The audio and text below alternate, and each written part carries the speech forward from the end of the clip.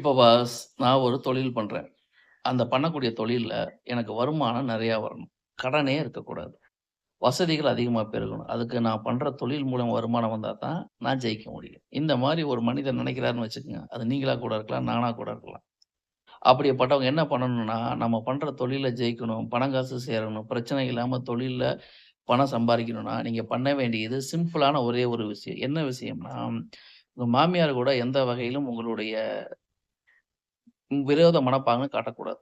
அவங்கள என்னதான் இருந்தா பிடிக்குதோ, பிடிக்கலையோ, அவங்கட்ட பகைமை பாராட்டாம, நல்ல உறவுகள நீங்க வளர்த்து வந்தீங்கன்னா, குடுக்க வேண்டிய மதிப்பு, மரியாதை இதெல்லாம் குடுத்து, சங்கடப்படாம, வருத்தப்படாம, வார்த்தைகள கொள்ளாம, எந்த அளவுல பிரச்சனை இல்லாம நீங்க இருந்தீங்கன்னா, நிச்சயமா உங்க தொழில்ல பணம், காசு சேரும். நீங்க ஒரு பெரிய அளவுக்கு டெவலப் ஆவீங்க. வாய்ப்புகள் எல்லாமே உங்க ஜாதகத்துல இருக்கு. இதுக்கு காரணம் சிம்பிள் லாஜிக்.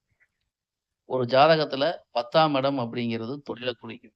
10ஆம் இடம்ங்கிறது மாமியார குறிக்கும். அப்ப 10ஆம் இடத்து சம்பந்தமான காரக உறவுகளிடம் நீங்கள் கருத்து வேறுபாடு, முரண்பாடுகள், மனஸ்தாபங்கள வளர்த்துட்டு வந்தீங்கன்னா, தொழில்ல ஜெயிக்க முடியாது. அப்போ அந்த காரக உறவுகளை மதித்து வாருங்கள், போற்றி வாருங்கள், வணங்கி வாருங்கள்.